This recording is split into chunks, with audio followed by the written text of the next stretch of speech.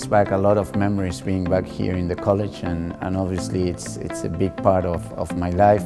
And you know, although I'm 12,000 kilometers away from Dublin, I'm very proud of saying that I've been in the RCSI. I had a wonderful experience when I was in college here in Surgeons in Stephen's Green. I started in 1989 when I left school and finished in 95. I must say I enjoyed every day. When I was young, I wanted, and my big desire was to become a doctor, and when you have big desires inside of you, maybe that makes you cross those mental boundaries that you have, you know. So actually I think that the desire allowed me to juggle a bit between sport and medicine. The most important measure of RCSI is our output, our graduates, and we're going to hear two really distinguished examples of that. My dream was to become a doctor, and I think that when you have something that you really want, you go for it, and you do some effort, some sacrifices that you never thought you were able to do. As a coach, I wouldn't like to have 15 medical students, you know.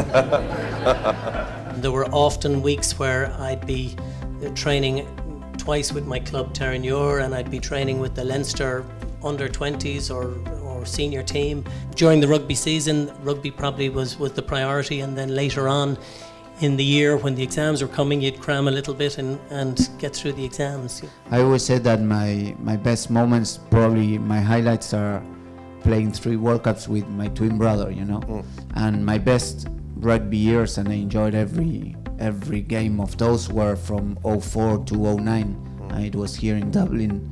The World Cup was on in South Africa, and I was selected for that, but it clashed again with final med exams. I managed to get through the final med exams, but unfortunately was going to miss out on my graduation here in Dublin.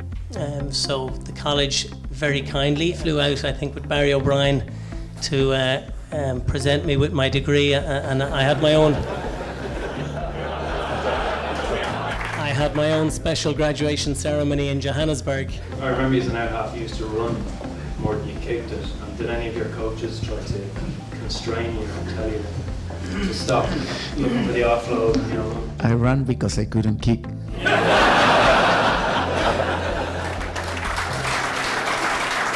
The game is much tougher now, it's more physical.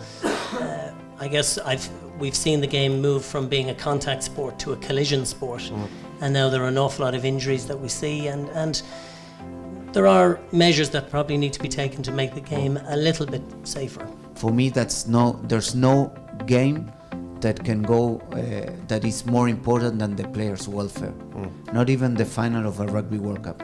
Team doctors have to be strict. It's always nice to come back to your old college. It's also nice to see the college recognising some of the achievements that its alumni have actually performed. I met Felipe in 2004. There was a lot of talk at the time as to who this chap was coming along, and we were hospital partners together in 2007 during our finals. We got to know each other, and we've stayed in contact for the last 12 years now. They were very, very honest in the way they spoke. We heard stuff about collisions, we heard stuff about changing of the rules, techniques and tactics that they didn't like or did like. They're two very, very successful individuals, and yeah, it's really good to see that, yeah, okay, you have to spend your time in the library, but you can also spend your time doing other more fun things as well. So, well, to students, it shows us just how far the college has come along. It's events like these that give us the real opportunity to network with people who will potentially be our bosses in the next few years. Having experienced a number of injuries and having experienced both amateur and professional sport, it has given me an insight into my current career, which is orthopaedic surgery.